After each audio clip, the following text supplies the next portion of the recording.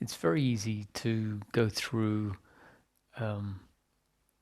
one's whole life relating to what happens in life a particular way. In fact, not only is it easy, but it's inevitable if it's not seen differently, and if it's not described differently, it won't be seen differently. So what I'm saying is that it's very normal and inevitable for certain interactions and attitudes and relationships to what happens to remain very consistent. If descriptions of those attitudes are not put forward, and descriptions of our current attitude and described as something that needs to change, or not necessarily needs to change, but relative to peace of mind, relative to happiness, needs to change. If that doesn't happen, then the assumption is, well, the way I'm relating to things is the only way, and that isn't the problem. And the general attitude or relationship that I'm speaking of, which gets set in place and is unlikely to change unless our awareness of it arises in such a way that allows us to see that there is another way. The attitude I'm talking about, the relationship I'm talking about, is one where we think the problem is outside, that the problem is about circumstance, that the problem is about how the other person in life or life circumstance is unfolding. And because we think that it's about circumstance, about the other person, or even about how we have responded, then there is this attitude of attachment and personal doership that extends horizontally in time and becomes a narrative that is running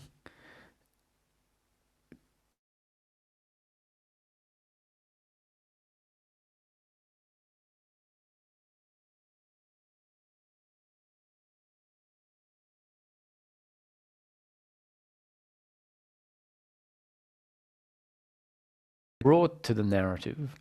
It isn't seen as something that can change because it's known when it arises. It's confused with who we are. So it feels like this is who I am, and therefore there is no other way. Not so much this is who I am according to my design, and therefore if it's happening, it's happening. That's more akin to the understanding, but rather we develop in such a way that our thinking, and if it happens to be this attitude of doership and attachment to outcomes, then that's what it is. And it feels like that's who I am, that I don't exist outside of the narrative. And so therefore, the narrative isn't seen as being something changeable because it's felt to be who and what I am. And the fact that it is in itself always changing becomes irrelevant because in whatever form it arises, there is the sense I am this. And so then it feels like that thinking that is arising is actually who I am. And so there's no sense that there is another way, because that would then imply I would be different. And so our sense of self is, well, I am what I am, and therefore there is no potential for difference.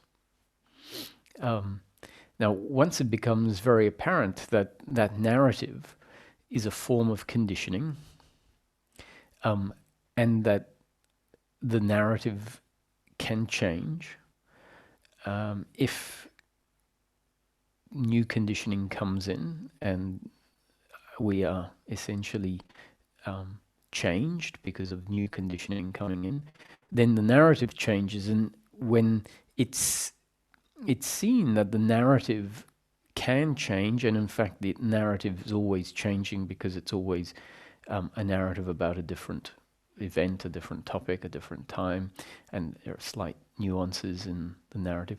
Once awareness and attention starts landing on these characteristics of narrative, which is that it isn't ever anything absolutely consistent. It might have a consistent theme to it, such as blame, such as shame, such as attachment, such as pride. And yet the content is always different. And if we start seeing that the sense of who I am is contained in the narrative, then there's the potential for thoughts, and that's what the narrative is, to be seen for what they are, thoughts.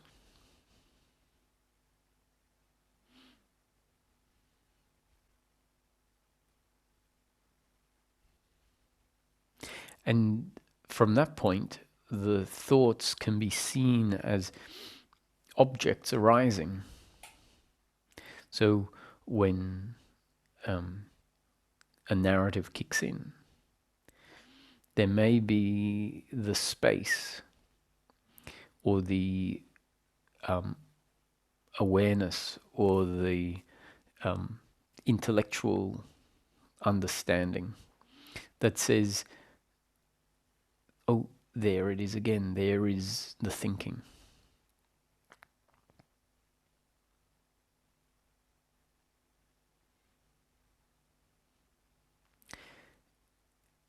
And it might, I've spoken for 5 minutes now about something.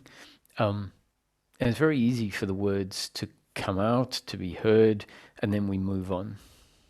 But what's being said is that if awareness lands on the narrative and sees that it is thought, and that it is not some concrete self,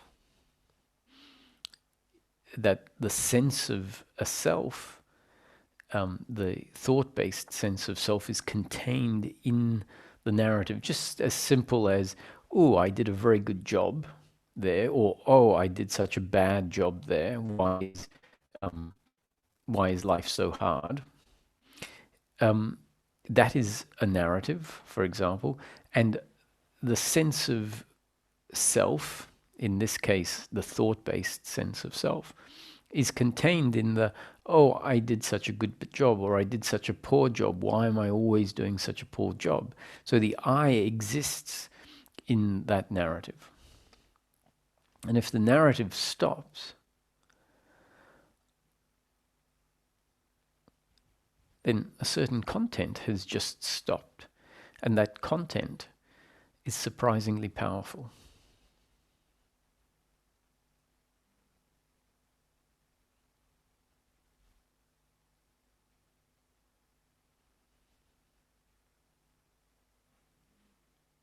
And that narrative is what is referred to as the doer. And more precisely, it is a belief in personal doership. It's a belief that what I am is the creator of everything that happens, and that what I am requires outcomes and pleasure, pleasure, pleasure in order for us to one day be complete. And so if that is the basis of our knowing of ourself, basically means if that remains the image we have of ourself in life, then the narrative keeps arising with that theme at its base. And as I said, it has a powerful effect. And the effect of the narrative of doership and attachment to outcome is uncomfortableness. An uncomfortableness with oneself and with the other and with life. And when there is an uncomfortableness, it's not possible for there to be a contentment. Uncomfortableness, by and large, is discontent. Not discontent about something, but it's a feeling of the absence of contentment. It is what disturbs the potential for contentment. And contentment is really the absence of this sense of self.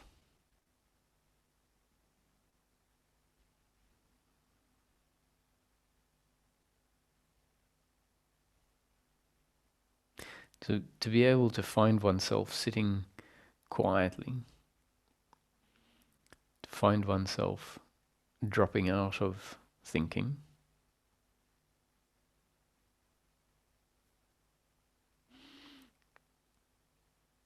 is to find access to the part of ourself, or to find access to the state of contentment. And it's a state of contentment because the non-contentment dissolves when we find ourselves sitting quietly. Now, sitting quietly doesn't mean the physical act of sitting quietly, but it refers to more the stillness of the thinking mind.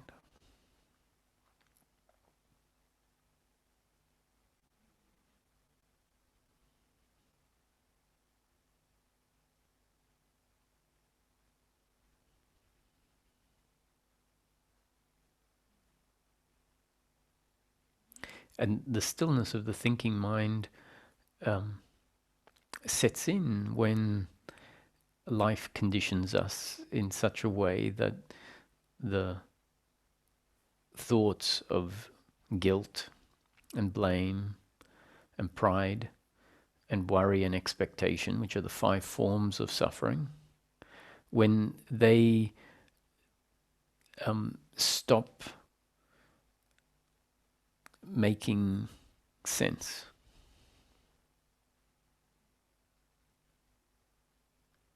And they stop making sense when it becomes clear that what happens through each of us is a happening and not our doing, which really means that each of us is a very complex system created by life and functioning. And the self-image that we have of ourselves tends to be quite rudimentary. It tends to be based on the external experience we have of life, that is an unquestioned experience of life. So basically we get to feel what's on the surface. And so a large part of that is the visuals that we have. And so we see ourselves as a physical entity. And we see the physical entity moving, acting, speaking, and we get a sense that the physical entity thinks and feels emotions. And the questioning of where those movements come from tends not to happen. We just see an association of the outputs and the physical entity, and there is a sense that I am that, and therefore the assumption is, well, because I am that, I am the creator of those movements.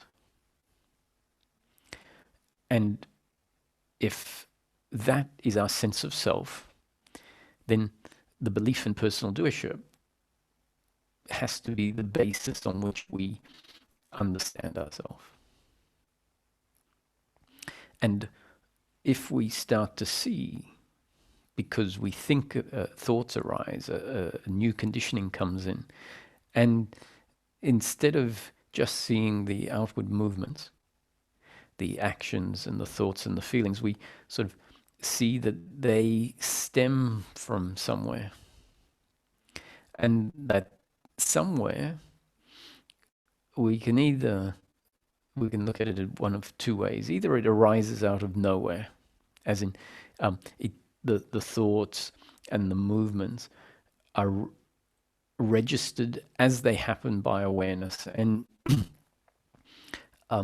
we say we don't know where they come from. But what I know is the result. So the words arise and they are registered. And so from that perspective, they are arising out of nothing. And so nothing becomes something. And it should be obvious that that which is aware of the something didn't create the something.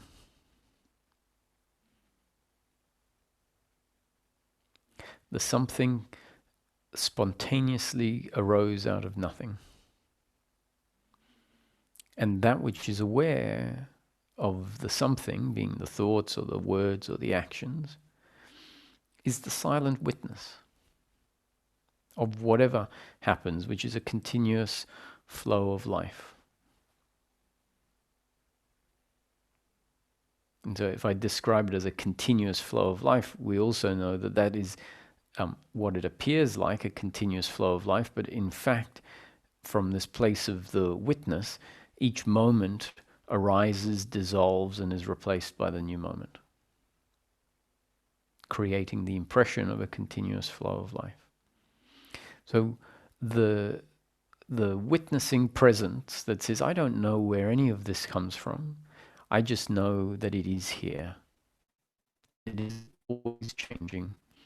And that the sense of self and the body and the experiences, the senses, are all part of the everything that arises from nothing. So we can say nothing turns into everything, collapses back into nothing, and then more everything arises. And we don't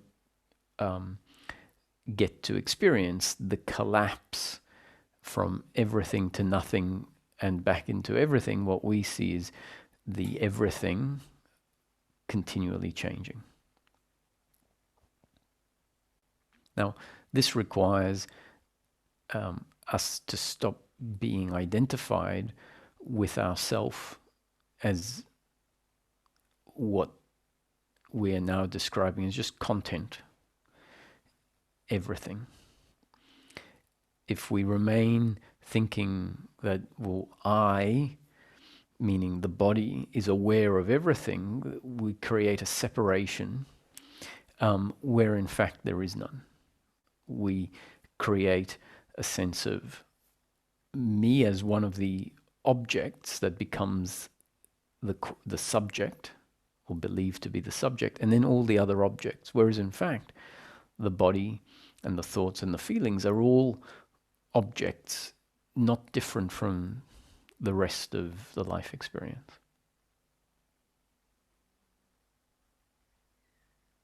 So an appreciation that I am not an object, I am not content, but rather that which is aware of the content, can allow for the end of the need to understand through thought, which is what the identification, which means knowing oneself as the body, which is an object. When that happens, the only way that there is the capacity to feel like I exist is through thinking. So identification with the body will try and solve these dilemmas and try and understand through thinking. And understanding has never happened through the act of thinking. Thinking may, if it is applied in a certain way, be part of the process that leads to the end of thinking. So for as long as this nuance of a shift from identifying with an object to being that knowing oneself as that formless awareness that is aware of all of the objective reality, or what appears as an objective reality, then what is being spoken about in non-dual teachings will seem completely elusive.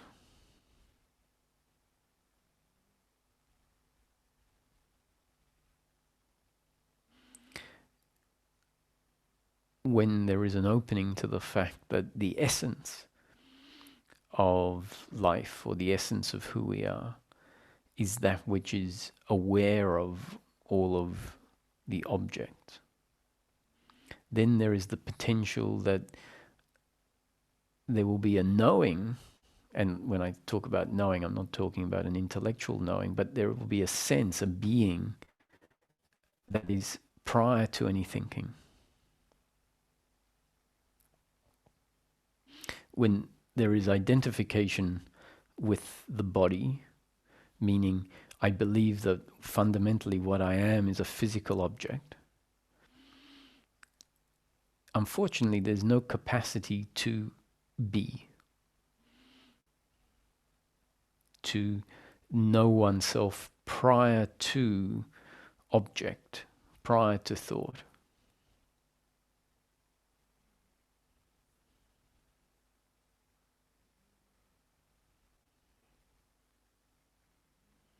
So in identification with objects, there is investment into an object which is not what we are. So we have been dragged out of our home.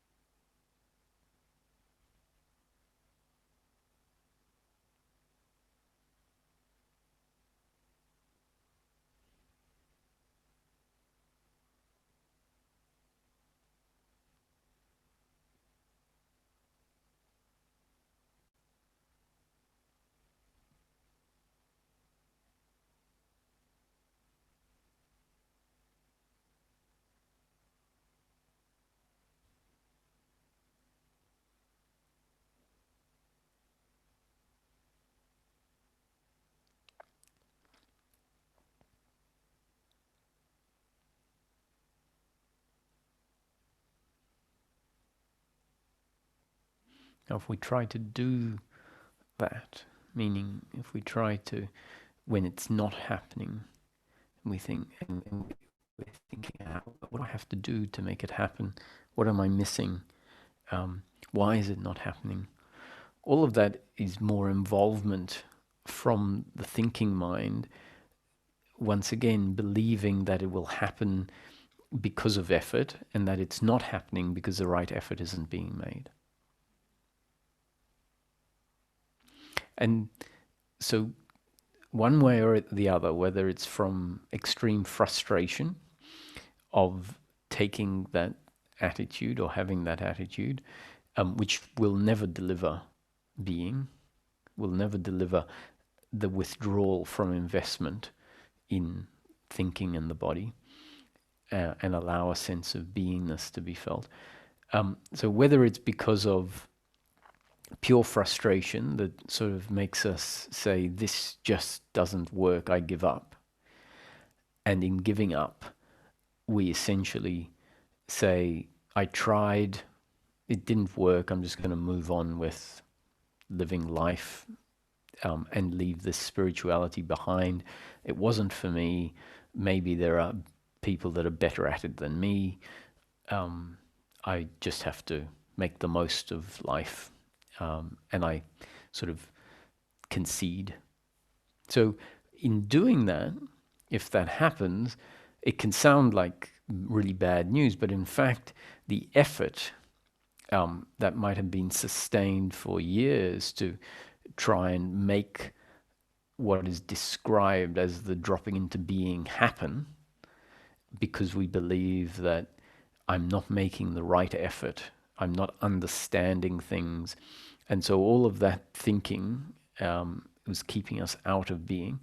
So in giving up the search, giving up seeking, because we think we've just come to a point where may ironically solve the problem.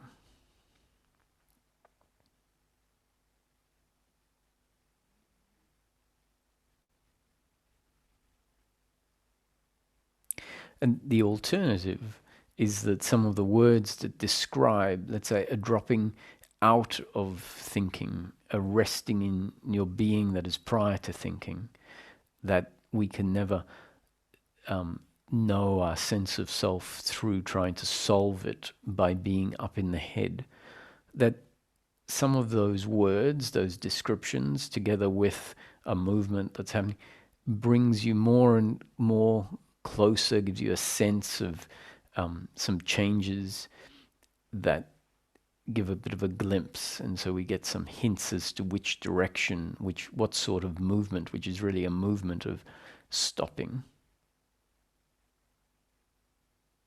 of rolling backwards. If that starts to get sensed, then the seeking, the playing around becomes much more a playing around with a stopping, which makes, very little sense to the thinking that says I need to make things happen. So stopping to the thinking that says, I don't have something, so I have to make it happen through effort. That thinking doesn't imagine that what we're really looking for may well be delivered when we stop.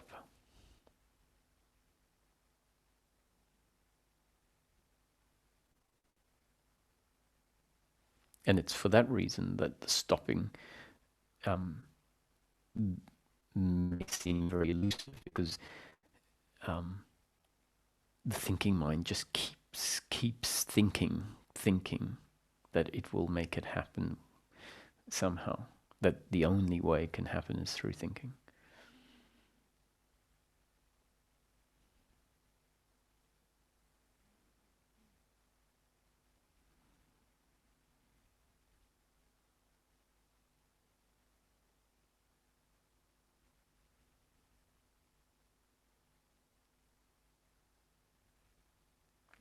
And resting in being isn't necessarily what it's all about. However, it's a movement that allows for a way of spending time where thinking isn't one of the tools that needs to be employed in order for meaningfulness to happen. And so the more that that sets in, the more familiar we become with a way of being in life that doesn't require our thinking mind of trying to get somewhere and do something for there to be a sense of meaningfulness. Then the more that sets in, the more capacity there is to drop out of that type of thinking when we see that it doesn't actually deliver anything beneficial. And in fact, when we see it does worse than not deliver anything beneficial, but it adds this layer of uncomfortableness.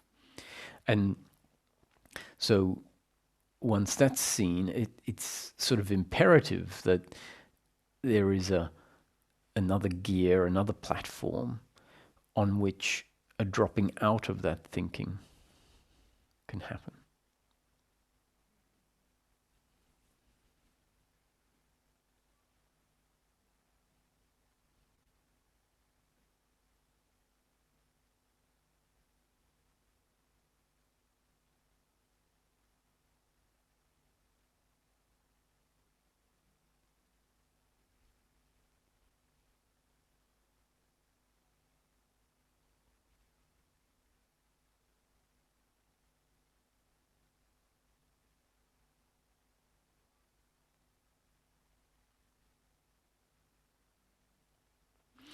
And that essentially weakens that movement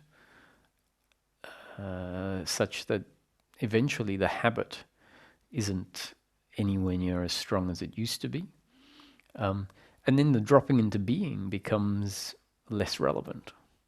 If the thinking mind isn't arising, this dropping into a platform where time can be spent without thinking, then that platform becomes less relevant because the thinking that we need to drop out of isn't happening.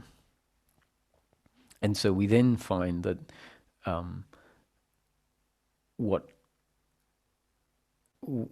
is, let's say, our ordinary experience of life that was normally infused with a narrative of doership and attachment to outcome can continue to be the normal platform we live from, but without the narrative of doership and attachment arising.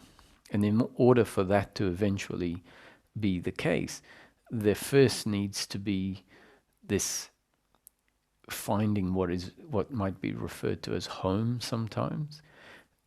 Return home to your essence, to your being.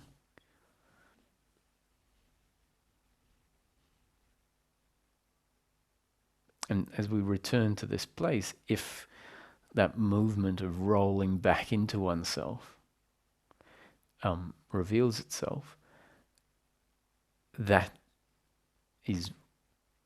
where essentially the thinking, or that's where we can rest free of thinking. And resting there free of thinking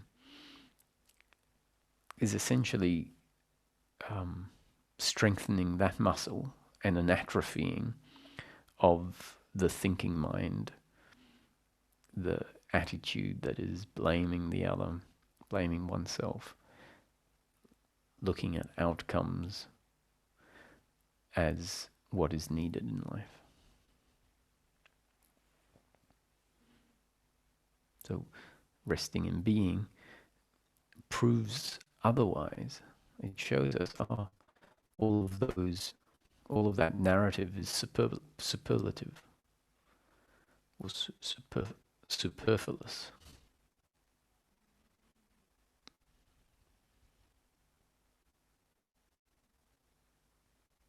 That without that narrative about what happened in the past, should have happened in the past, happened because of this or that, because of them, because of me.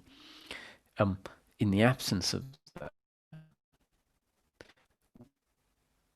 we find the dimension of presence opens up.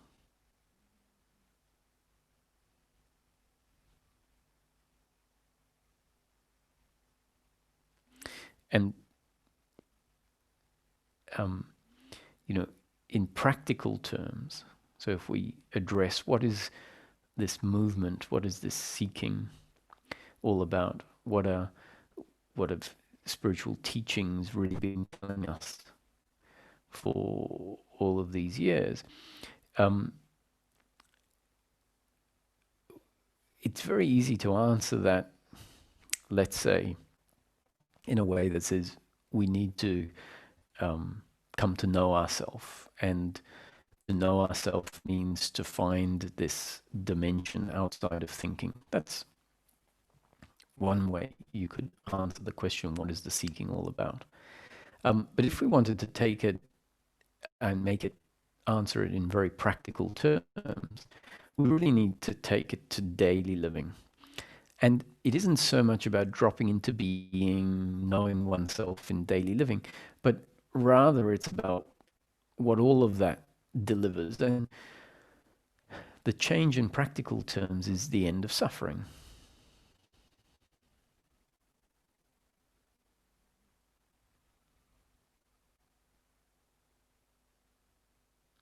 And the end of suffering can be described as peace of mind.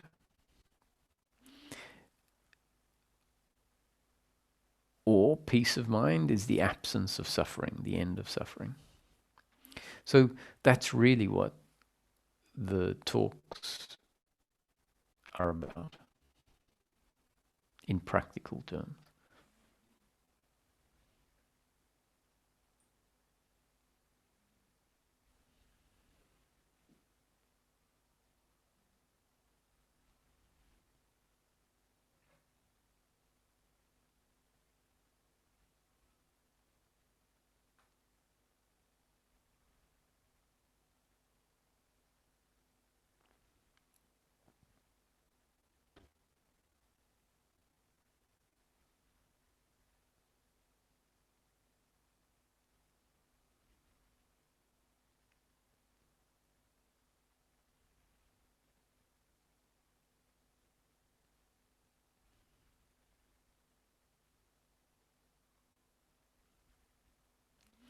And this dropping into being, this dimension outside of thinking, is something that can happen, but if it happens, it's because the story of life, destiny, or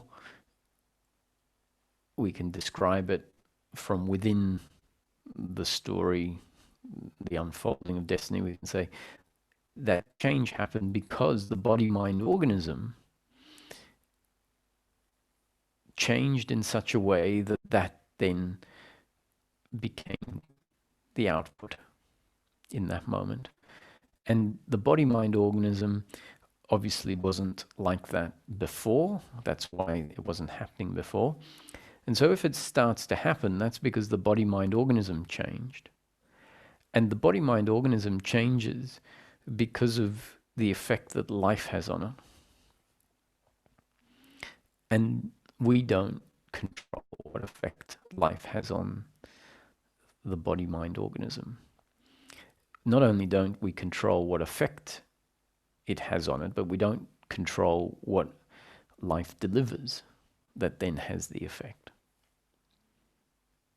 So if a dropping into being starts to happen, it's not because someone has made that happen, it's because life has changed the body-mind organism, and then certain thoughts maybe stop, certain movements start, and the experience may then be different.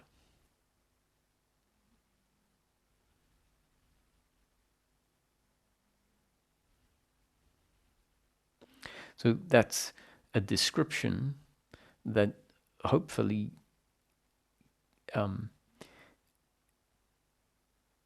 when heard, can inspire how we interpret these movements or the attitude we have towards them, which means, do we have an attitude that says, oh, I achieved a dropping into being? Or is there an attitude that says, a dropping into being happened? And what does that mean? It means there's an appreciation. So when we say life is a happening, or this happened, rather than I did it, the difference is that when we say this happened, there's an appreciation that there's a body-mind organism designed by life, being impacted by life, being changed by life, and whatever happens in each moment is a result of that complex body-mind organism that is shaped by external factors. And therefore we say whatever output the words are a happening, meaning there is an appreciation that the words are simply an expression of an instrument designed by life, shaped by life, as opposed to the attitude that says, oh, I made that happen. So the I made it happen is an attitude that includes a belief of some fictitious controller that makes life unfold a certain way, makes the words and the thinking unfold a certain way, which is basically is an alternative understanding of why things happen, and it's referred to as a misunderstanding.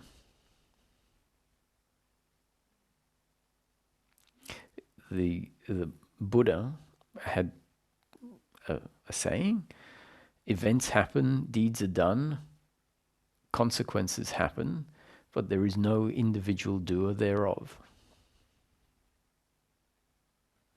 Events happen, deeds are done, consequences happen, but there is no individual doer thereof. Life is a happening.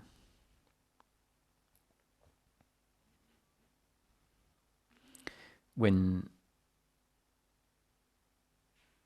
someone questions or doubts a teaching of non-doership, it's because what is implied in the teaching isn't understood, and is seen to be maybe that will force complacency, force a lack of responsibility, force bypassing, which are all movements that can happen if the concept of non-doership is misunderstood. Then all of those things can be a result. And so criticisms of any teaching, not just non-doership, usually stem from, assuming it is a well-founded teaching, criticisms of any teachings usually stem from the fact that whoever is criticizing them either doesn't appreciate what the spirit of the teaching and the concept of the teaching is really getting at, or it's because they don't resonate with it, meaning that for them a different teaching will be much more appropriate to bring about change. And if it's not appreciated that many different teachings are valid, then the assumption is, well, what worked for me is the only way.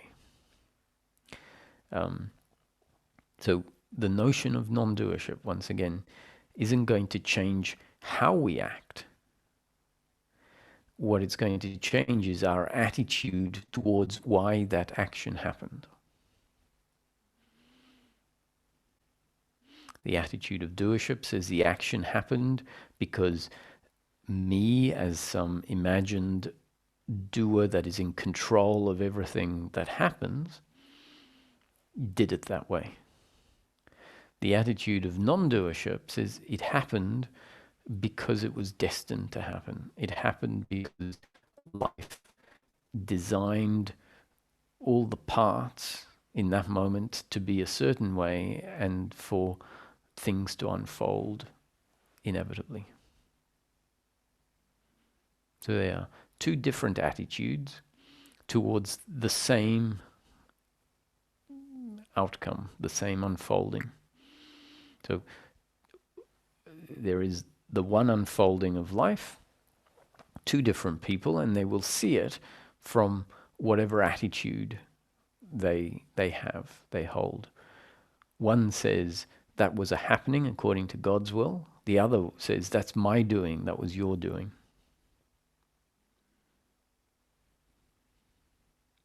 So surrender to God's will.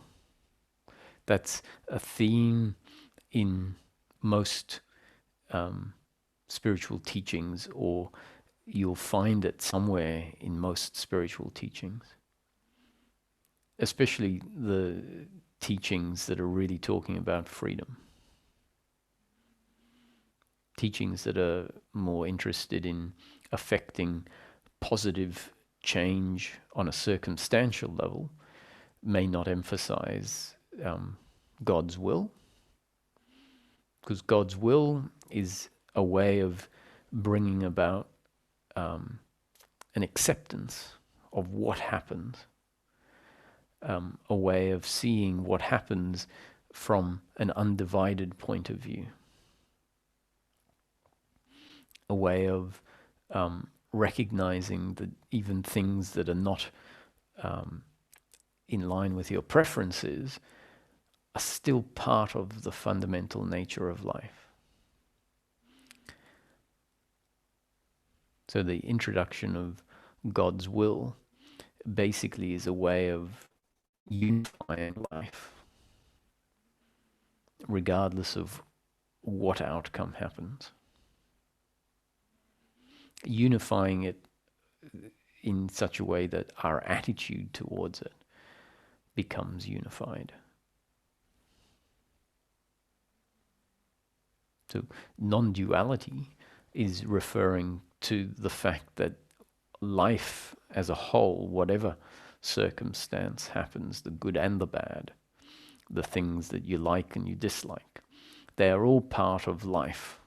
And our attachment tends to separate those things we like and grasp those versus the things we don't like, and there's an aversion to those. And so whether we realize it or not, that creates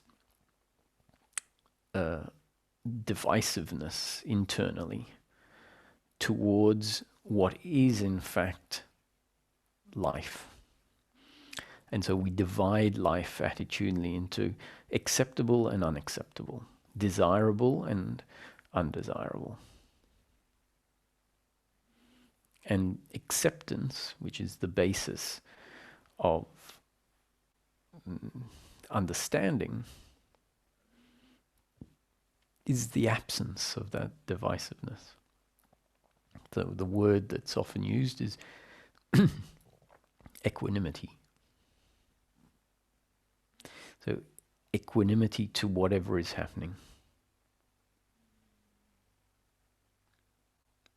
which really means a stillness on some level in the body or in the system, a stillness to what is happening, the good and the bad. And that stillness equates to the absence of resistance.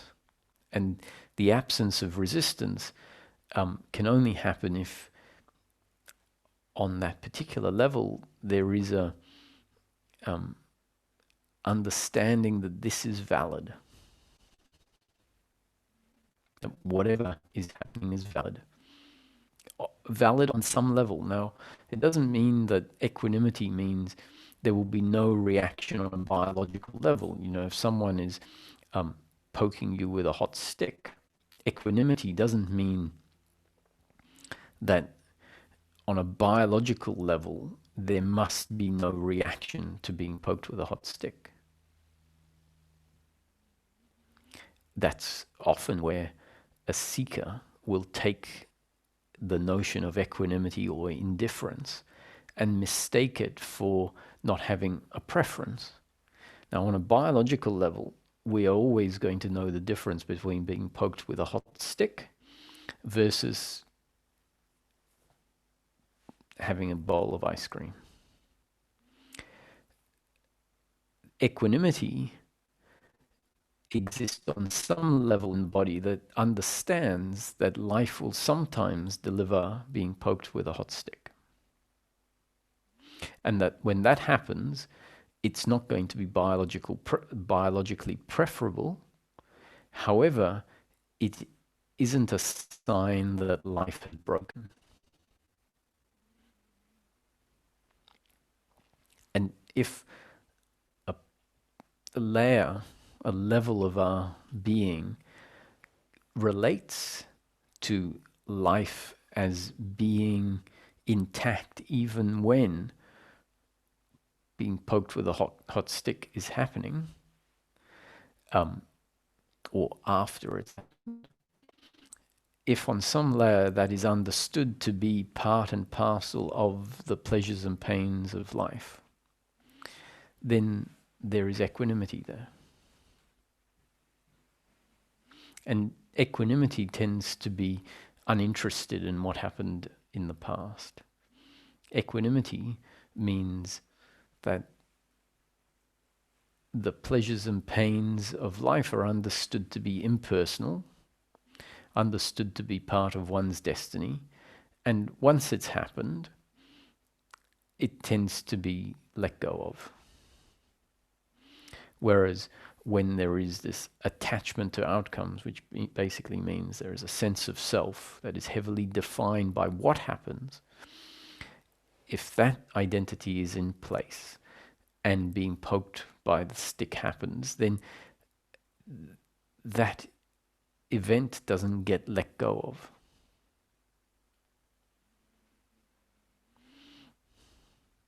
Because it was taken very personally. And so it gets extended, the relationship to that event that says this shouldn't have happened. This was an attack on who I am, down on the very deep level of sense of self. So don't get me wrong, I'm not inviting being poked with a hot stick. I do not want that to happen. When these things do happen, they're going to be painful. And depending on our attitude, after it has happened, we're going to have an attitude of resentment, or that attitude of resentment is not going to be there. Why? Because the body-mind organism has changed, and it just doesn't seem like a valid relationship to have to the past.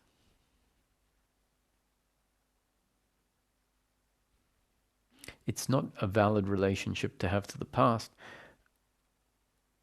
if we find this place inside of us, the essence of who we are, that knows firsthand that it is regardless of what happened in the past. If that sense of self that is self-confirming regardless of what happened in the past isn't available to us, we have no food, no fuel, no evidence that says actually what happened in the past is not a definition of my essence. And if we don't have contact with the part of ourself that is unaffected by what happened in the past, then we may just assume, we may have to assume that what happened in the past is a defining event that determines who I am. As in adds or subtracts from my sense of self.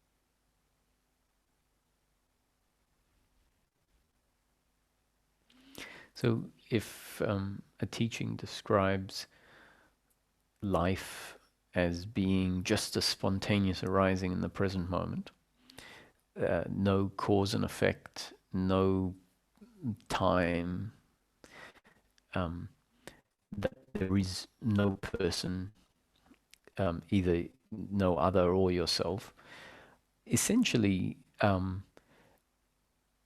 that description of life can bring us into the present moment, simply because certain narratives about life get challenged, and we might find ourselves directed into the presence that is just the arising, or that which is in front of us, or not even in front of us, that which is arisen out of nothing and is the everything. And being present with that reveals no evidence of a past. It reveals no evidence of causality. There is just light, no need to flick a switch to get the light. In that present moment, there is just what is, and no proof that it happened because of causal relationship. Now, I'm not suggesting that that is the true way of relating to daily living.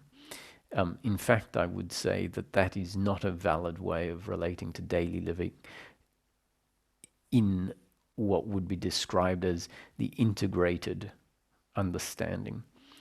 It's a very valid way of relating to the present moment in order to recognize the nature of the present moment, the nature of self, awareness versus objects. So that movement, or those descriptions, are very relevant for an awakening, which is linked to a resting in being, a resting in presence. And when we see what effect those descriptions have, especially if there are some glimpses that show that the present moment, which is what life is really, it's that which arises in the present moment, is not necessarily as it appears to be, meaning it's not absolutely causal, objective reality, time-bound. It's not absolutely that. And so once that starts to reveal itself, we then question any thinking that is based on taking time, causality, and objective reality to be absolute truth.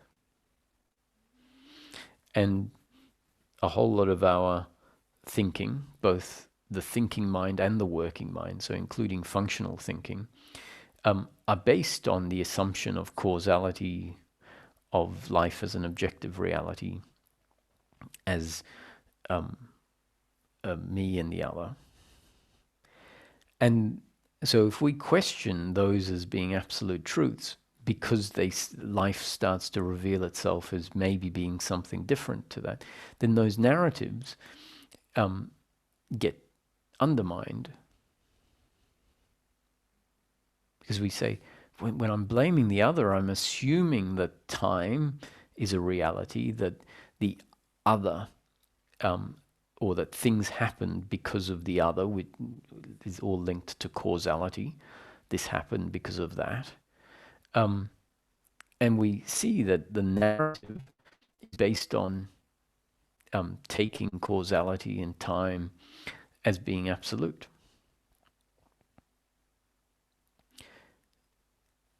So my point here is not to say that causality and time are not real, but rather to show that it is a questioning of some bases of our thinking that can bring about a change or a stop in the thinking. Now, we often think that, oh, the thinking changed because I saw that time and causality are not real. Whereas I would suggest that the thinking stopped because in our system, that type of thinking no longer made sense, because it just so happened that a teaching highlighted that time and causality are not as real as we might think, and there was a glimpse of that, and with that glimpse, then we become convinced that they are not real, which is not necessarily that healthy in the long run, but it's very useful to then say, I can't have this story about the past because time doesn't exist. Causality doesn't exist. And so when the narrative about blame happens, maybe a thought says this is all based on false beliefs of time and causality. And so the blame falls away. So as I'm speaking, some people are hearing me say causality and time are not real. I'm not saying that. I'm saying some teachings will say causality and time are not real because we can have a glimpse that causality and time are very different to how we've locked them in place. And then once that glimpse has happened, especially if we're not clear on what the glimpse has shown us and we think that it proves that causality and time are not real, then it undermines our ability to suffer because the suffering includes causality and time as the basis. My point here is to show that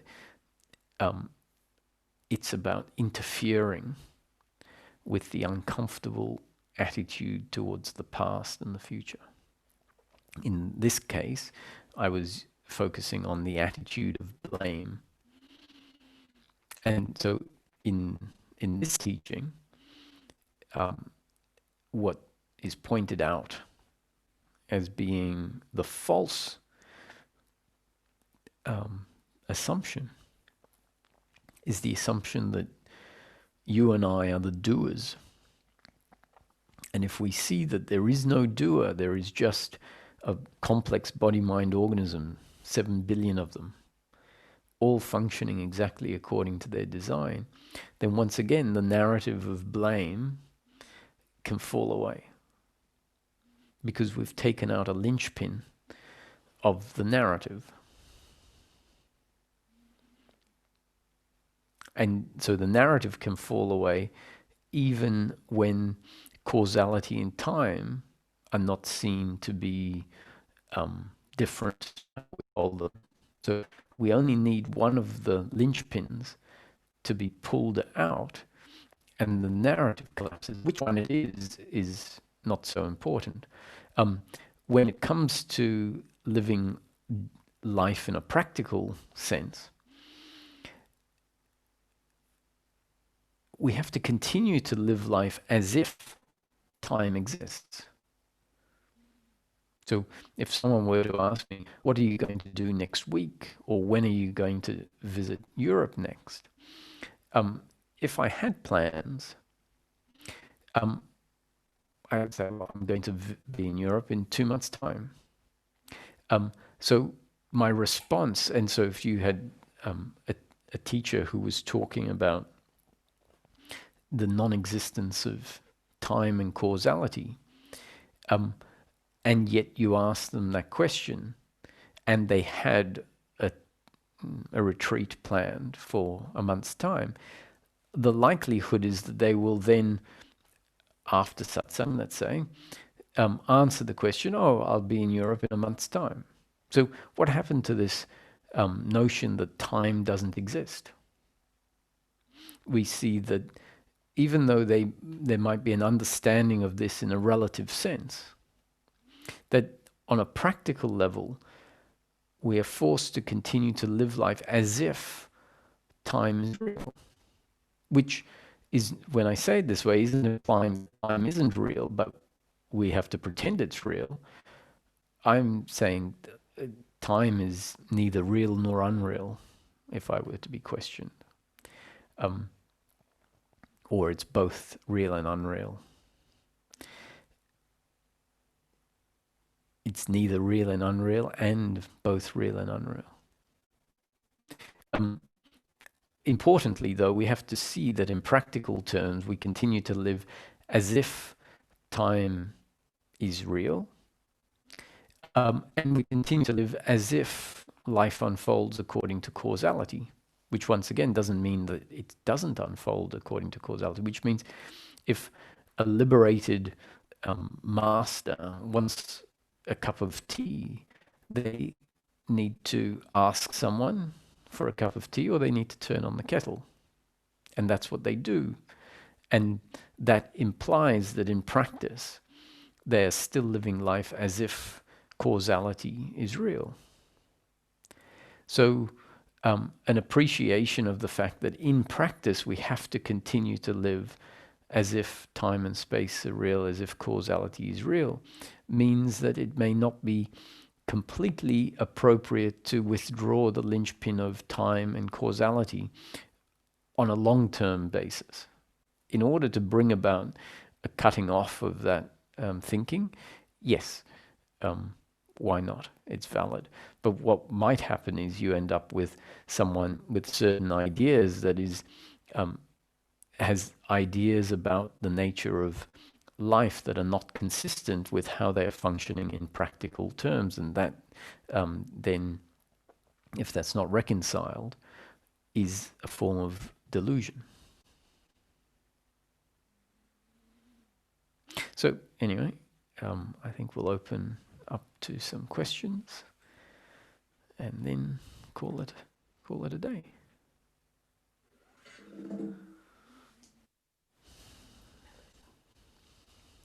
Hello, Melissa. Hi, Roger. Hello. Hi. So this is maybe slightly off topic, but I've been dying to ask it because I've been listening to some of your older videos. But it's, you know, the video where you talk about doing what you feel like, probably from a long time ago. Well, I've been really contemplating this matter, and okay, so one moment I'll be really wanting to go out and see my friends and be social. I'm really looking forward to it. Then in the next moment, there'll be this, I don't want to go, I want to cancel. I really like, you know, all of these kind of negative feelings about going. And I can see the narrative playing out, and I can see like how the kind of stories are going from really wanting to go to then really wanting to stay and cancel. And this is just a really simple like example of how I've been witnessing this going on. So it's not, you know, like a dramatic topic or anything. But yeah, I just wonder, because part of me logically knows if I cancel going out, I'll regret it later. But then in the moment, I am being told by that feeling I should cancel in the moment. But I know if I do, I'll then later think like, why did I cancel? I wish I'd gone out. Well, my suggestion, because it was my path, was to do what you feel like, and then if you realize that certain feelings lead you to certain actions, and then repetitively you find that those actions are not that beneficial, that becomes new conditioning that then gives you the potential to respond differently to those feelings in the future. Whereas if we've never really surrendered to them, there are going to be a whole lot of movements that we wouldn't do what we feel like because we say, oh, we shouldn't do that. And in fact, that may keep us away from a change that delivers very beneficial freedoms. So you've picked up on something that you're saying is something you would regret. So if you've had enough experience of that, then you can say, I think it's really flexible. You know, you cancel, but you can then change your mind again when you change how you feel. So my experience and my suggestion is do what you feel like, because if you're not, you're going against how you feel in the present moment, and go with the consequences of that.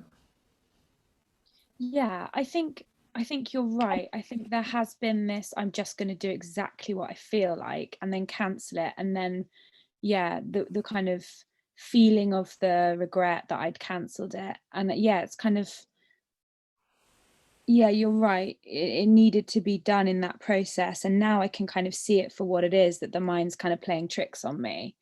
Mm-hmm. So, okay, that makes sense.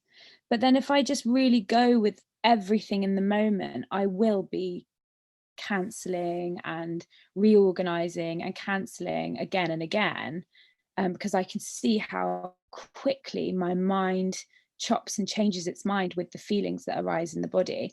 And I have done this in the past, like a good few years ago when I first came across this teaching. I did do this and it did piss a lot of people off. um, but I don't know. It happens a lot, even like when I'm doing yoga and maybe I haven't had a coffee or something. I'll get to like halfway through the practice and the feeling's like, oh, I don't want to do yoga anymore. But then in my head, I know if I don't complete the class, I'll just feel rubbish if I don't complete it. So I push myself to finish it. And I do feel good and I'm glad that I finished it. But then I also feel not guilty, but I also feel like, oh, I should have done what the teaching said and not like gone against the feeling in the moment. Do you know what I mean?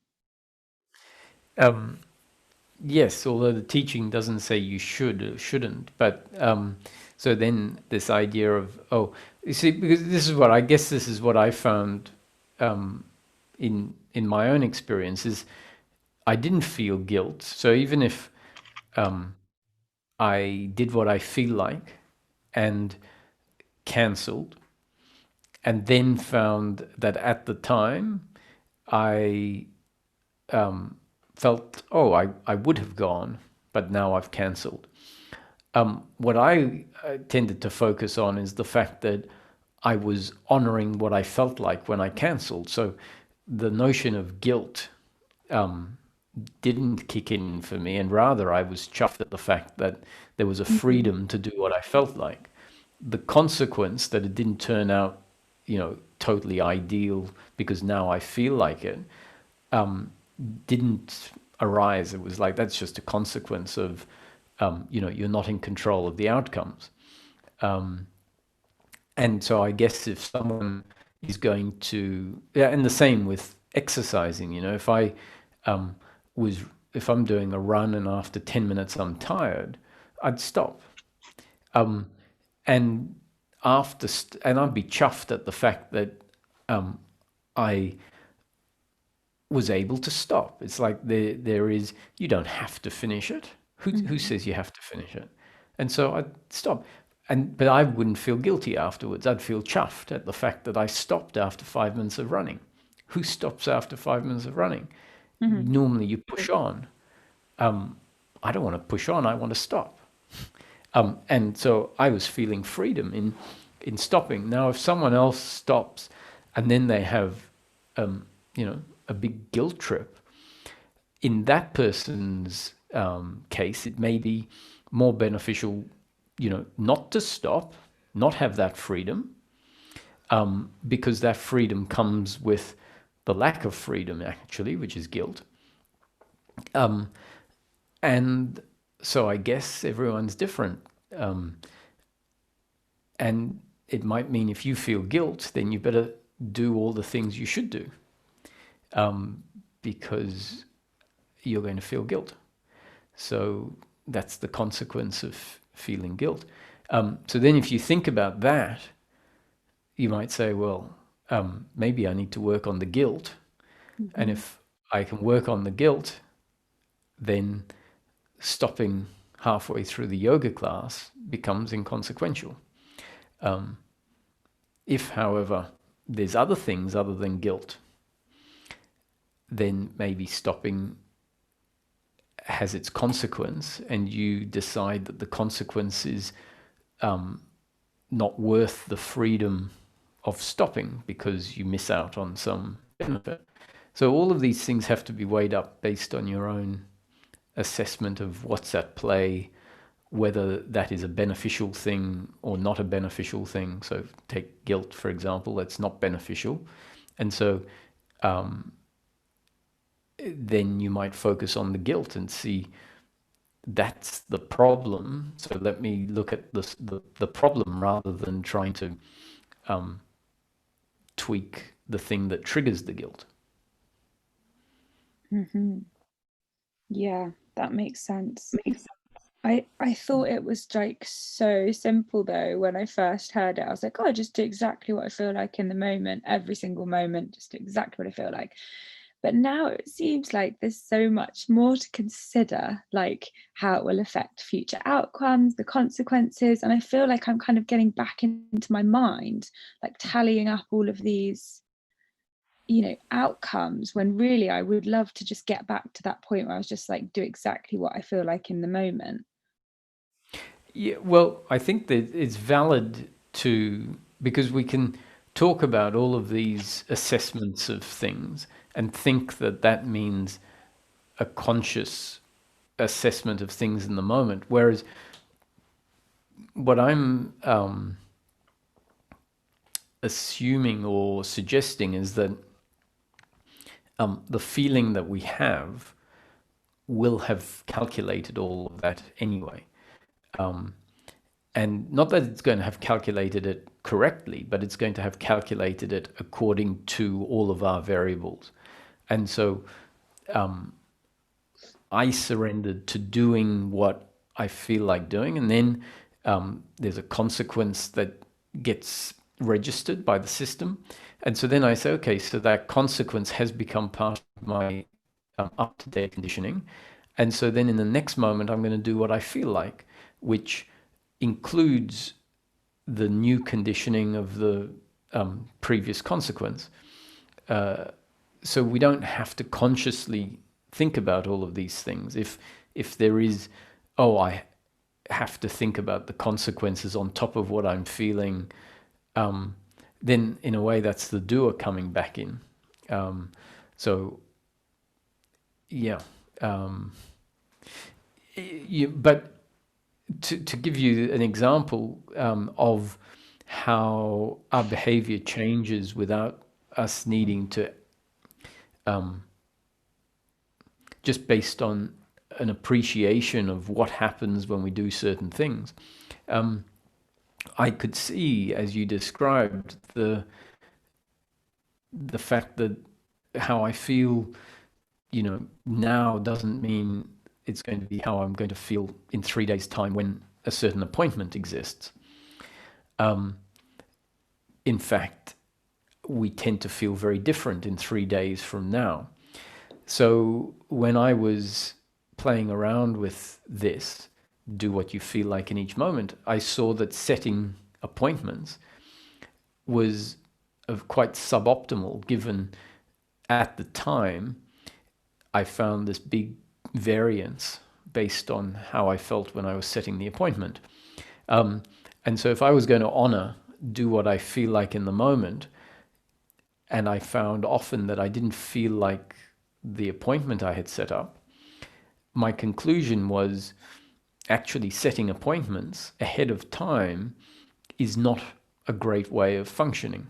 That was my conclusion based on my experience at that time.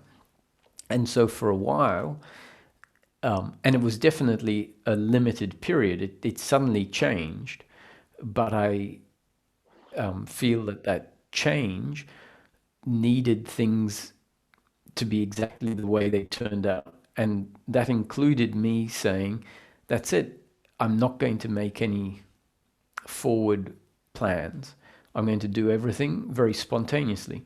Now that means that working in with friends, working in business contexts and all of that, it just doesn't necessarily work with that attitude or that way of functioning. That was inconsequential to me. In my situation, it was, what is most important is for me to do what I feel like, because that was not doing what I felt like was my suffering. That's what it felt like, is the suffering in my life was based on doing things that didn't feel authentic in that moment. So I decided the priority was to do what I felt like doing, to stop having things that I had to do that I didn't feel like doing. And it worked for me because of my circumstance that allowed for that, or at least my willingness to suffer the consequences.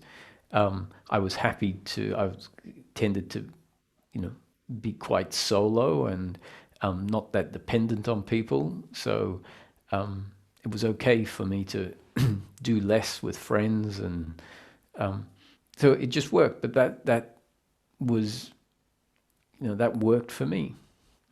So that the reason I bring that up and mention it is to demonstrate that once it was seen that the more appointments I put in place, the more appointments I would need to cancel, and canceling is problematic.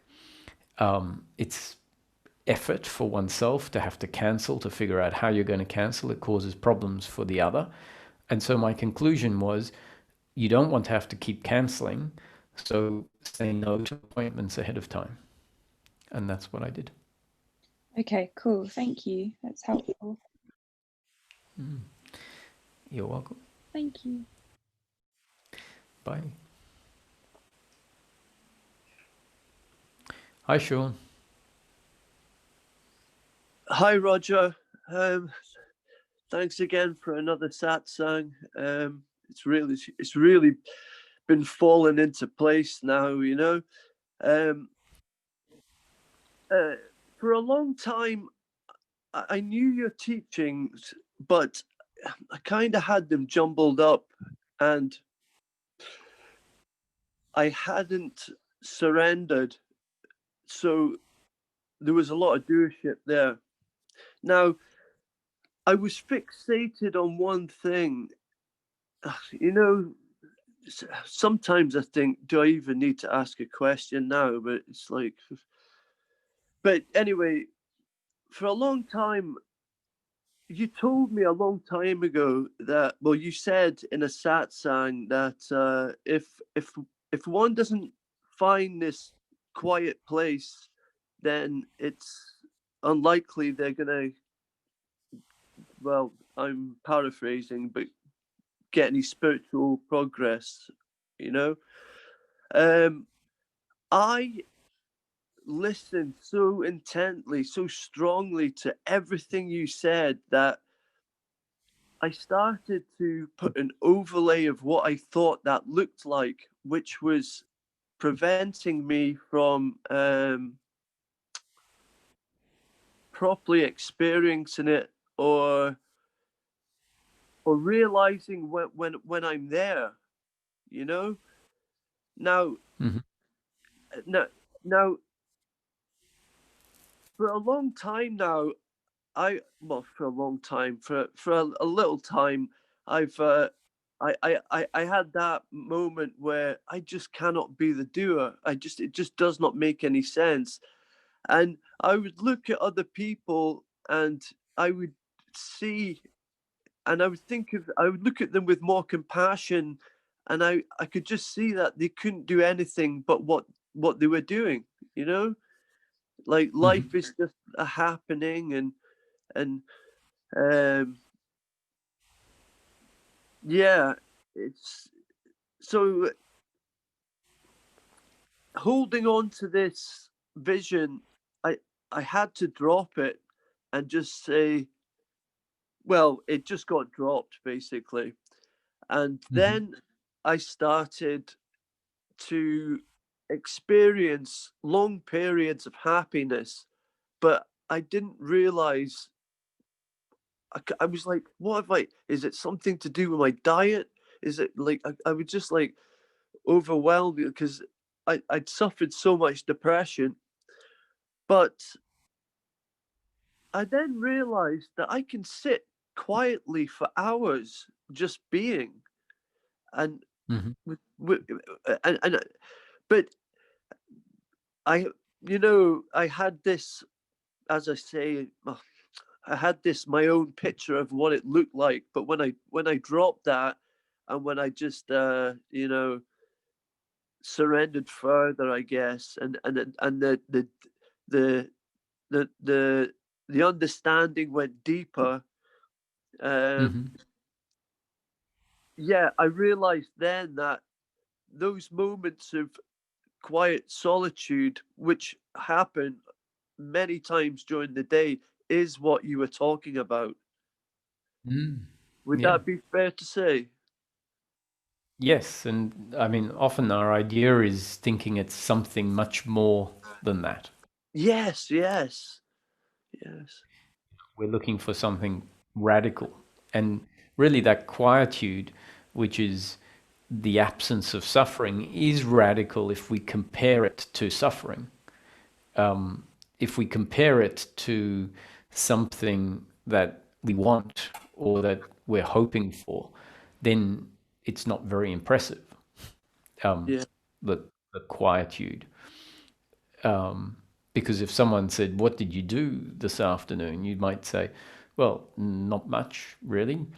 And so it's not very impressive unless we are aware of the fact that while doing not very much, there was no suffering. And so if you know what suffering feels like, the absence of suffering is a great, especially if it's continuous. It's something that you'd say, wow, that really is the jewel in the crown that doesn't look like a jewel in the crown. So, yes, I think that's a very important point. yeah. You just expressed that beautifully. That's exactly what it was. And yeah, as I said, things are coming together. Um, then when I hear you talk again and you say, I start hearing your teaching. I'm like, well, yeah, I know all this. Not in a proud way, but just in a yes, I understand this. But Mm. there was this one thing, and it was because I had my own idea of what I thought. I thought it was a, a, a completely different flavor or texture of Mm. experience, you know. Um, but it's I can see it now, and actually, it is the jewel in the crown, and it is radically different for someone like myself. So, um, yeah, I don't really have anything else to say. I'm I'm very happy and just listening to you and just getting on with life and just every day's just like we'll see what happens.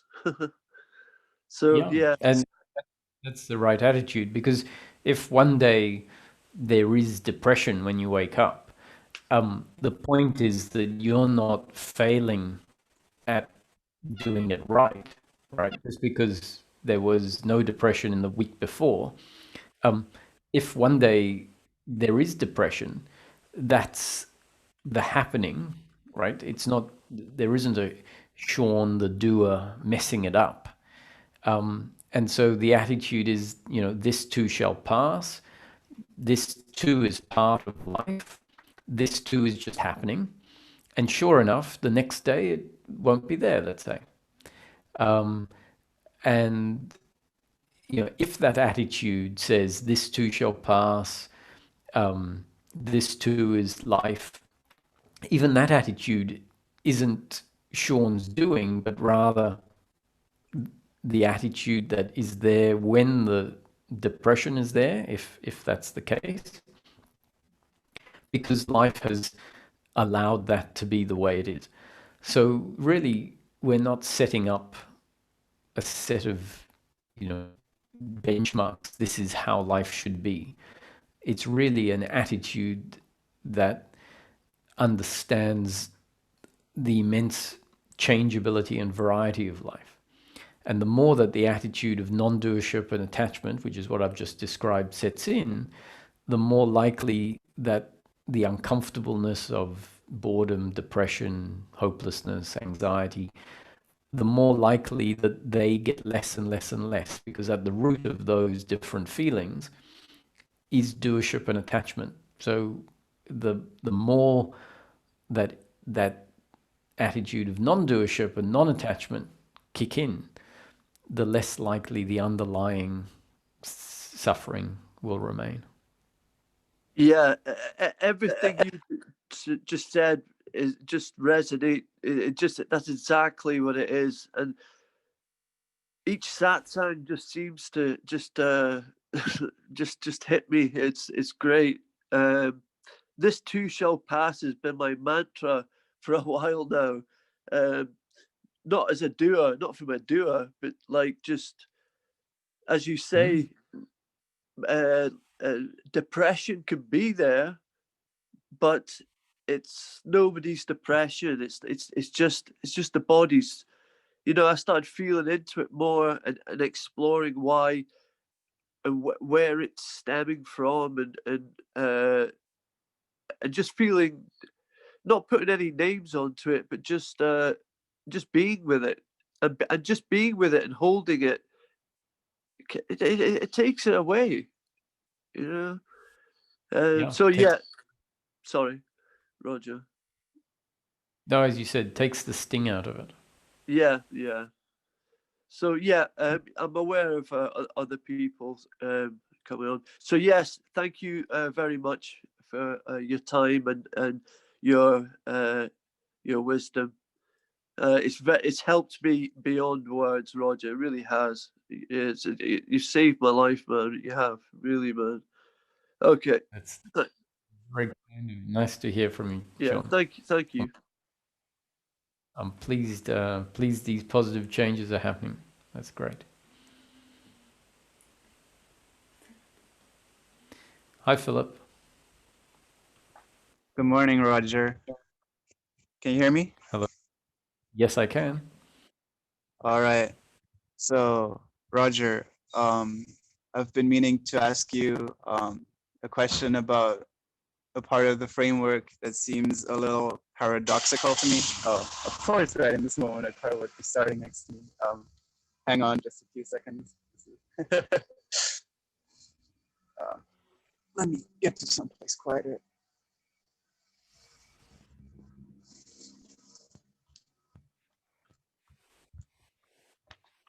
Sorry about that. Okay. All right. So there's a part of the framework that seems a little paradoxical to me.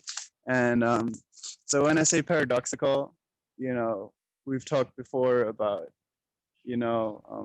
dubious gifts and such. So paradoxical need not necessarily mean wrong, but it's just something that I've been, thinking about.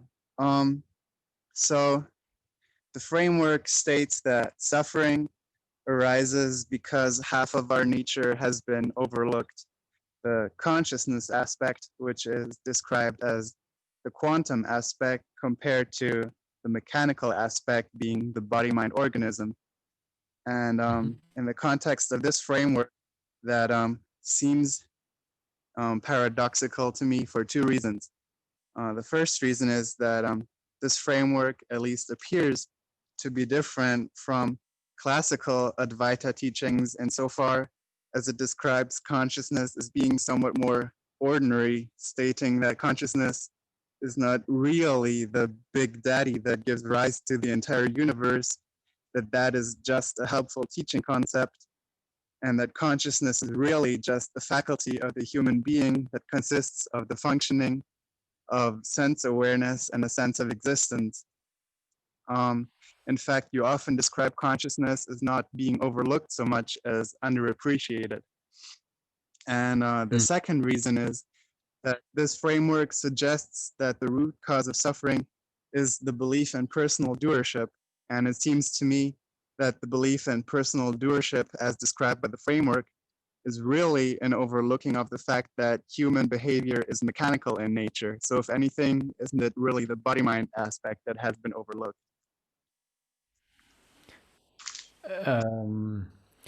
It's it's both, actually. So you're correct, is that the understanding is in a way is a twofold understanding. It is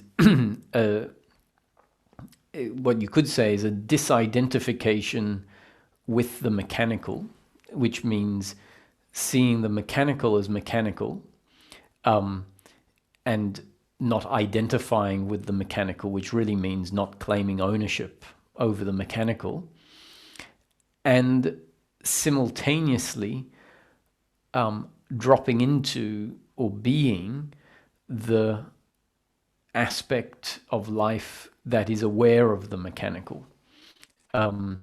Not so that we can see the mechanical as mechanical, but rather to know that which is subjective, our essence. So if someone said, what is the solution to suffering? On the one hand, you could say, well, the solution is the end of the belief in personal doership.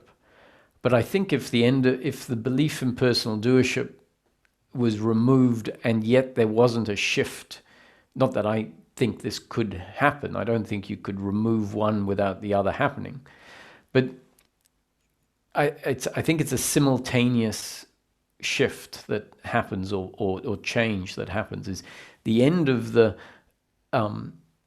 thinking that is, I am the doer, this shouldn't have happened, my happiness is to be found in outcomes, and this outcome is not supportive of an outcome that I think will deliver me happiness. So the end of that type of thinking, the guilt, the blame, the pride, the worry and expectation, and that thinking comes to an end both by the recognition that the body, my thoughts, my actions, my words, and those of the other are all mechanical.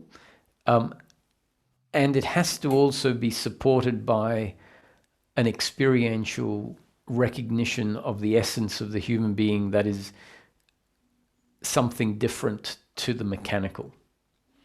That is what lends the weight behind the notion my happiness isn't to be found in outcomes. I am not the doer, because both of those concepts are reinforced experientially, or not even reinforced, but they are shown experientially when we rest in being. Life is seen as a happening, unfolding, as when we rest in being, because that really means resting as the awareness of all of life. So life is seen as a happening, which means I know no one is doing it. And even in the face of painful situation, when we're resting in being, there can be an equanimity, meaning an appreciation that who I am, my essence, is not dependent on life being pleasure, pleasure, pleasure. So hopefully by describing the shift as being a twofold shift, a shift out of doership, which requires a recognition of the body as being mechanical, and a shift into the recognition, the being of our own subjectivity, that hopefully gets rid of the paradox. Yeah, thanks. That yeah, is a beautiful answer to my question. Thank you very much.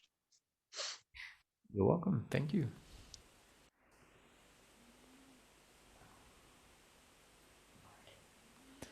Hi, Martin. Hi there, Roger. Hello, hello. Hi, can you hear me okay, Roger? Yes, I can. Oh, great. Yeah, thanks for doing this. Like Sean was saying, I'm really appreciative of what you've taught me. It's quite interesting from what Melissa was saying. lots of things have sort of realized from what she was saying for me was, and I think I've said it to you before, that all my life, people were either saying to me, do this or don't do that.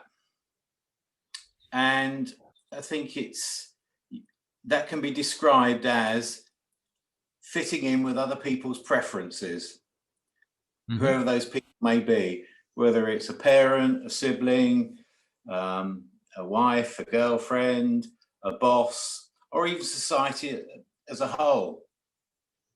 And I now realize that before, when I was that I was always playing to other people's preferences to keep in with the people whose preference I had to adhere to, if you like. Whilst at the same time then not acceding to other people's preferences, because it was in my best interest not to. And in fact, I built an entire career on working out whose preferences I had to fit in with and those who I didn't have to, if that makes any sense. And I was very skillful at it. But what's happened now is I'm free from the constraints. I'm totally free from constraints of anybody's preferences. But the problem I now have is, as like Melissa was describing, I don't know really what my preferences are, what I really, really want to do. If that makes any sense. You know, yesterday I was out driving. I was going to go down to the bank to pay some money in. There was an incident on the motorway. I learned later that a wheeler come off a lorry, hit a guy walking his dog, and the guy had died. The policeman then closed the motorway, the big tailback of traffic. There were all sorts of accidents. A fire engine went out to help some people, and that ended up crashing.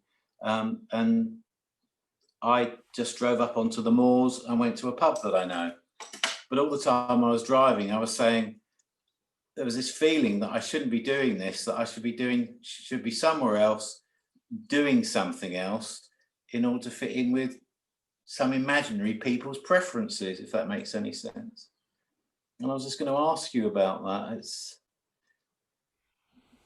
What does one do? I think you said you need to connect. Yeah, you can't know what your preferences are as a list ahead of time. Your preference actually only presents itself in the moment. Take, for example, someone would say, oh, I love eating, but you don't love eating once you've had a very big meal. You love eating when you're hungry. And the same with sleeping. You know, if you've just woken up in the morning and you've had a full night's sleep, and then it's not the same. Sleep doesn't offer the same thing as when you're tired. And, you know, you might say, oh, I love chocolate, but there'll be a time when you don't feel like chocolate. You want something savory. So you know the preference, not as an idea, not as oh, this is what I'm going to do in the future because that sounds like it's my preference. So that's one of the main reasons why I say in each moment, do exactly what you think or feel to do, because that's you tapping into your preference in that moment. That makes absolute eminent sense. Thank you, Roger. Yeah, and that explains what you were saying about your preference not to make plans too far into the future, that to do things short term, then you don't have to cancel appointments or whatever.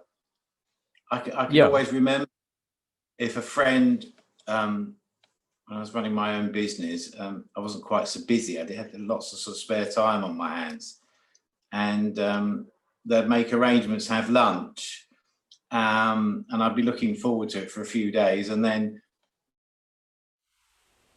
in town to have lunch, they would be, oh, I can't do today, or even just send a text, you know. And I used to get very and tell myself all sorts of stories about I think you've even used this example before. Yeah, it really is about your biological intelligence telling you what you want and need to do in the moment, isn't it? And to follow that intuition. Yes, Have I got and it right?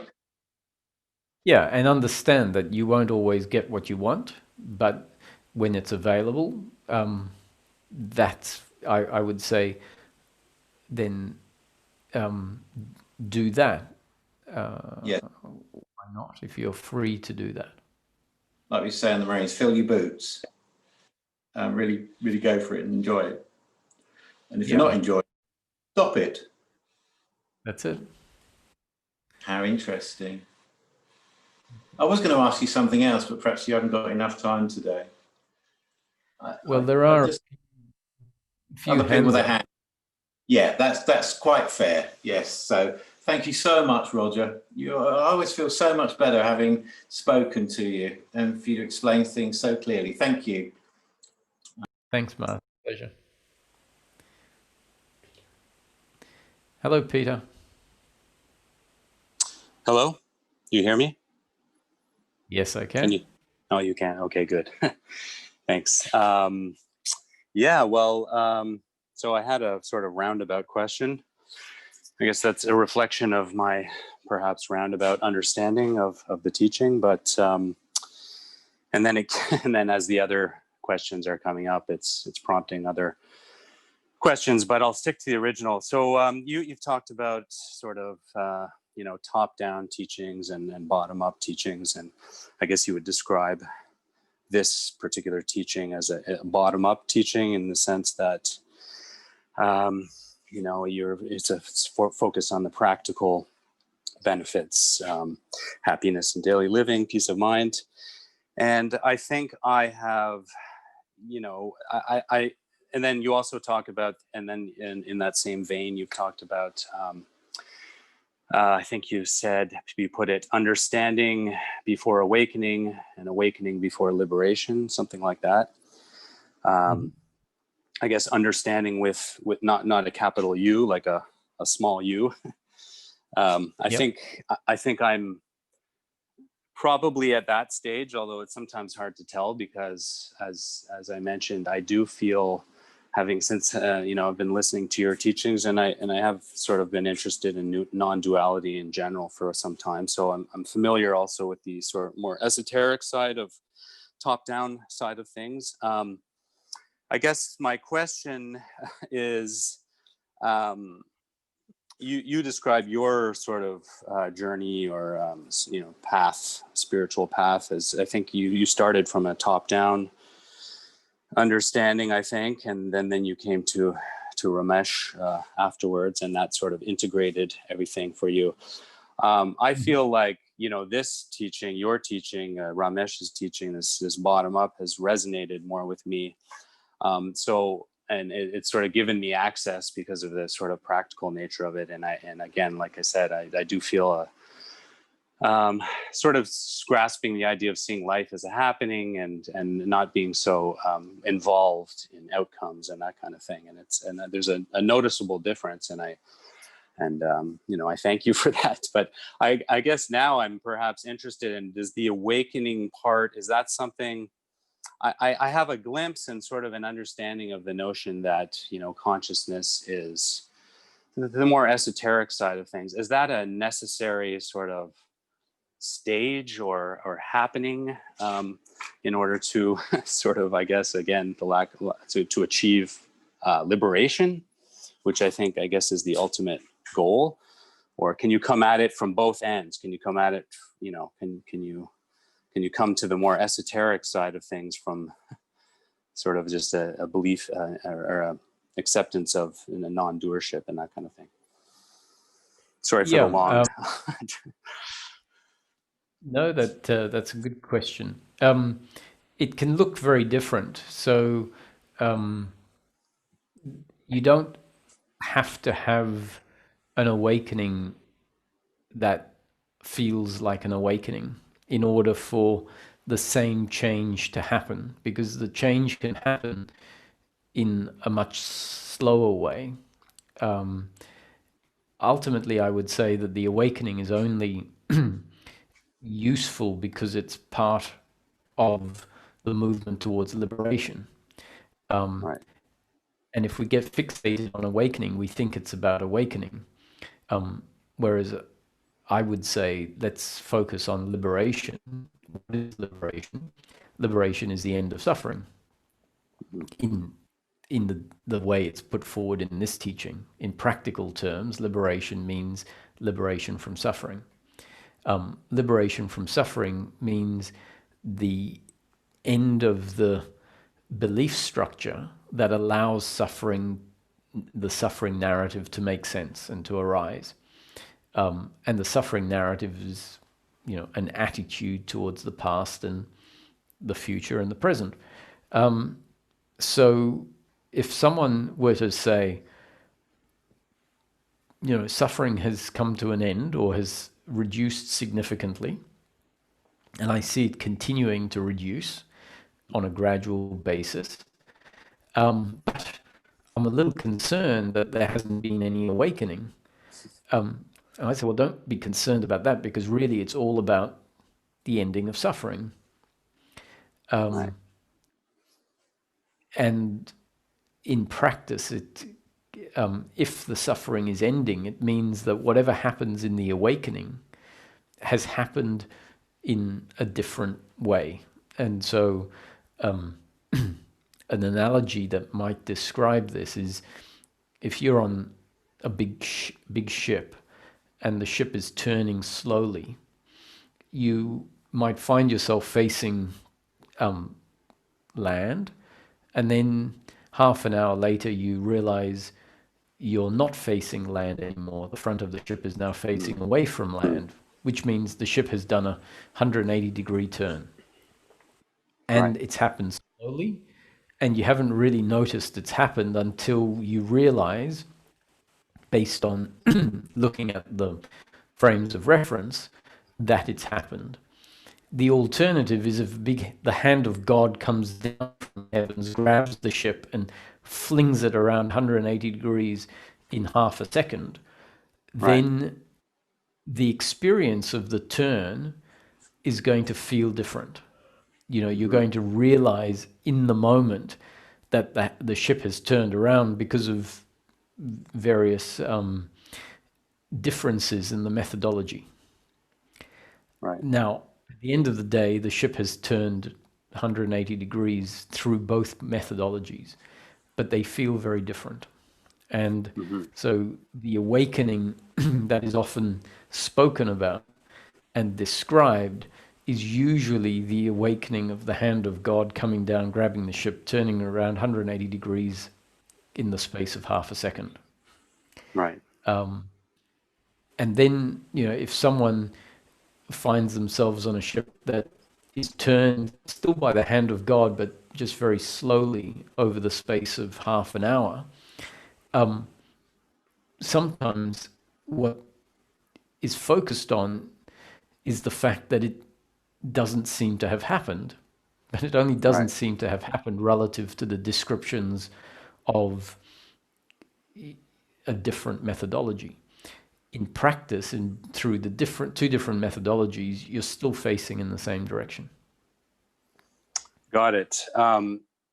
Yeah, that makes sense. I think perhaps I'm on the slow hand path at the moment, but although I've had but I am interested in this notion of sort of disidentifying from the body, for example, or that idea. And so I guess, I'm not interested to the point where I'm stressing out about I need to have that realization necessarily, but it's perhaps a curiosity, because you do bring it up, and it comes up in non-dual teaching. It seems like a fairly significant sort of appreciation, and I do have that appreciation. I'm not sure if it's at the level of, if it's just at this sort of small u understanding level, or if it's is sort of integrated, and I haven't yet had that sort of.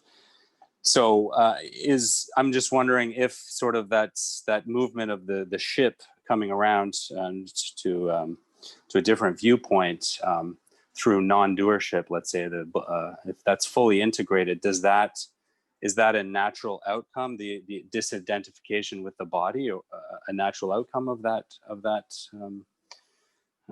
process? Or yes, it is. But once again, the methodology is different and how it feels is different, because what tends to happen in the top-down teachings is someone becomes convinced that they are not the body and that they are awareness that is the only truth. And in a way, you could say that is a delusion, because I wouldn't say that is absolutely what we are and what we're not. And at some point, there's a refining of that identification, because in a sense, what's happened is we've gone from being identified with the body to being identified as consciousness. And it's both. And it's both, yeah. But it's valid because it's methodologies. I would say that that shift in identifying with consciousness and essentially a rejection of the body to some extent is still a useful movement, but it does need to then be refined.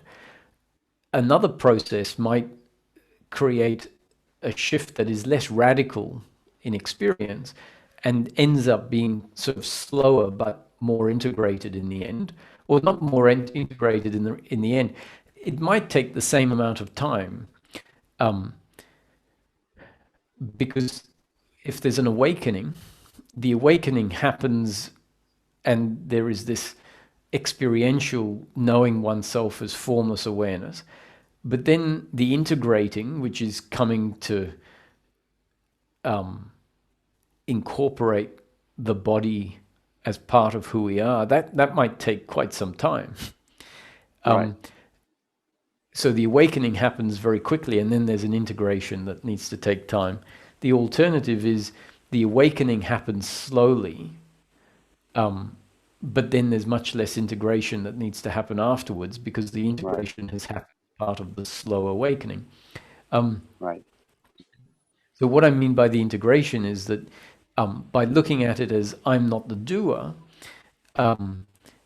which means thoughts arise in a body-mind organism, feelings arise in a body-mind organism, emotions arise in a body-mind organism, speaking happens through a body-mind organism, actions happen through a body-mind organism.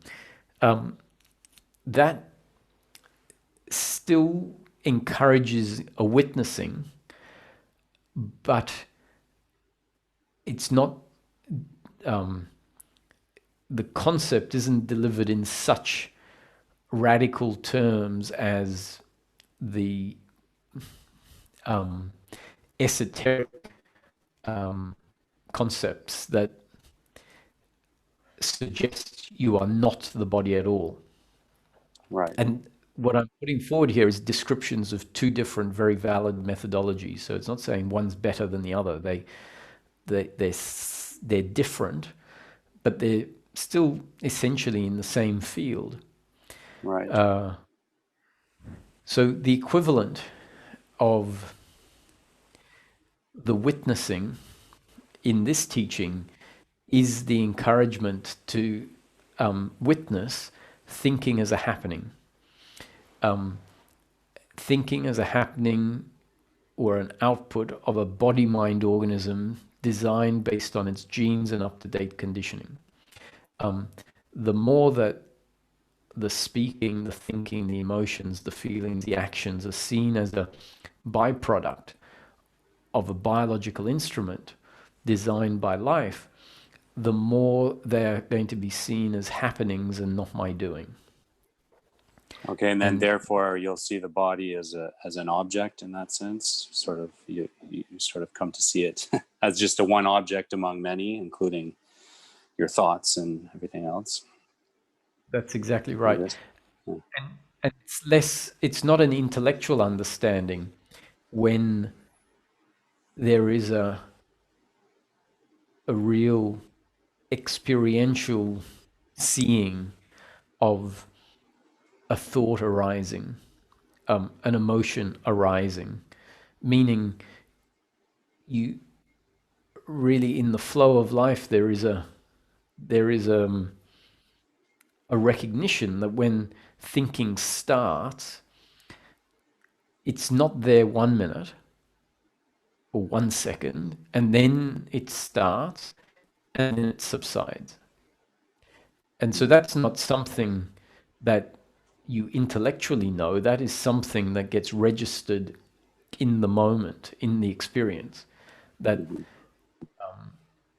there was no thinking, and then a thought about your sister or your work or your whatever arises, and that which is aware recognizes the thought as being an object, essentially, that wasn't there, has come into existence, will exist and change and then subside. Okay. Yeah, that's very interesting. I think I'm definitely still at sort of the intellectual, at least as far as that concerned. But I think, yeah, I don't know. It's hard to see. I think I'm on the slow ship movement at the moment. So anyway, thank you very much, as usual.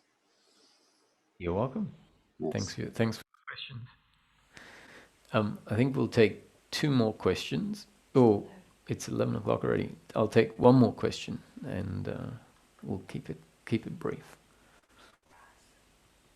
Hi, Ras.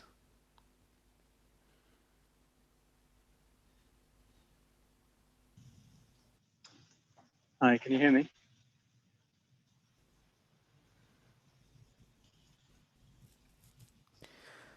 Can you hear me, Roger?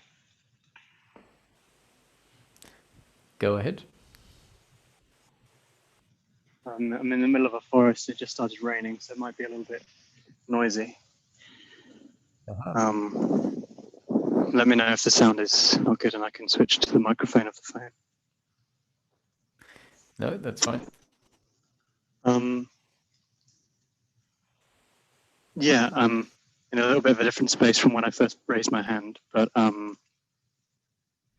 my question was going to be following up to the exploration or sharings from a few sharings ago, when a woman was asking you about plans and future and time, and you were sharing about that stage in your process where you decided to stop making so many plans or any.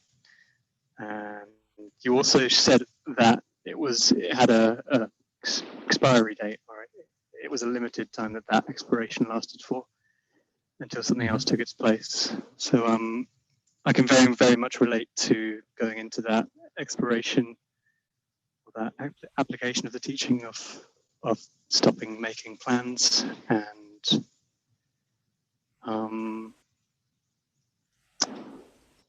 yeah, I'm curious to know what made how it came to an end, why it came to an end, and how that transitioned into something that I potentially would like to label more integrated or more balanced, as a way that can operate in the human realm and society in a more functional way, in a more,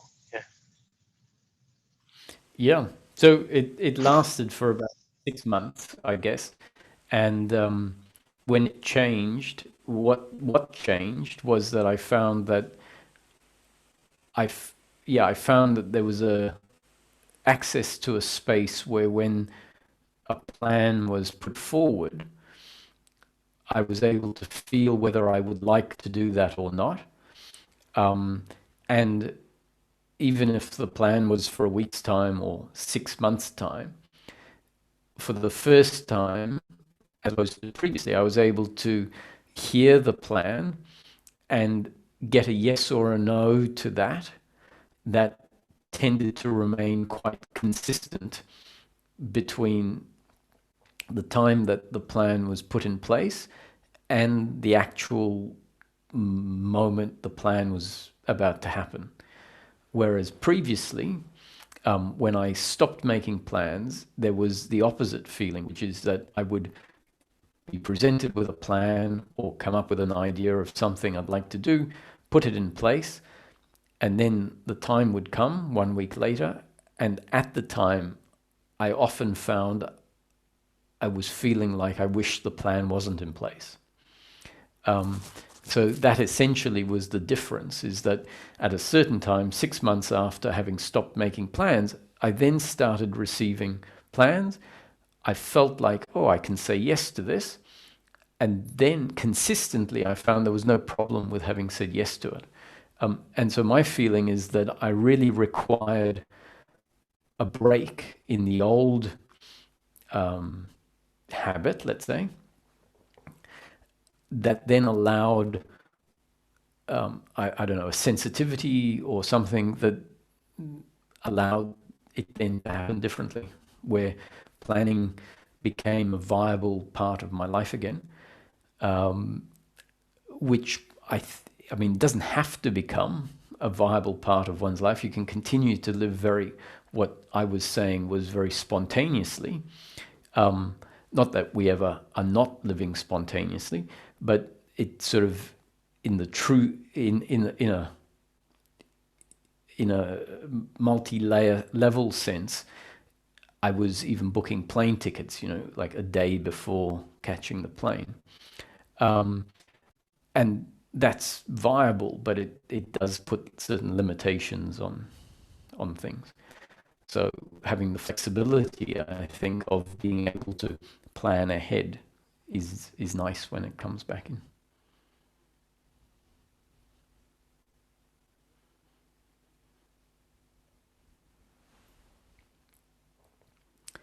I think you're muted.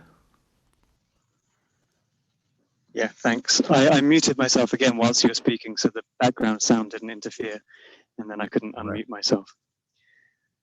Good. Yeah, so what I'm hearing you say is that it happened in a very natural sense that didn't involve a cognitive process or rationalization, or it was more an embodied experience of something in your conditioning updating and leading to a sense of clarity or intuition, which was more reliable in so-called time, temporally. Yeah, and it included more reliability in discerning, what was in line with my preferences. So I guess that 6 months was a time when experience was really telling me what it is that I liked, as opposed to what I thought sounded nice, but in practice I didn't really enjoy that much. And the capacity to learn how to say no, without being embarrassed, without feeling that the other person's happiness was dependent on me saying yes. So yeah, it was a period of change that in the end meant a more intuitive, more natural, less thinking mind-based set of decisions were made that proved in practice to be educated or informed by something more intelligent, which I guess was an intelligence that got put in place in that 6-month period.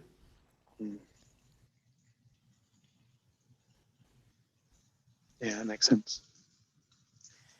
I think I've had perhaps a few iterations of exploring making no plans, being spontaneous, avoiding a lot of things, and then going into that exploration of making plans again from a different space, but then kind of it continuing. Had quite a few iterations of that cycle. Seems ongoing. Whereas that might not be your full story, but it sounds like for you kind of figured it out all in one iteration. Well, it did seem to be a 6-month period, and that was it. But yeah, as we've spoken about, it can take many different forms.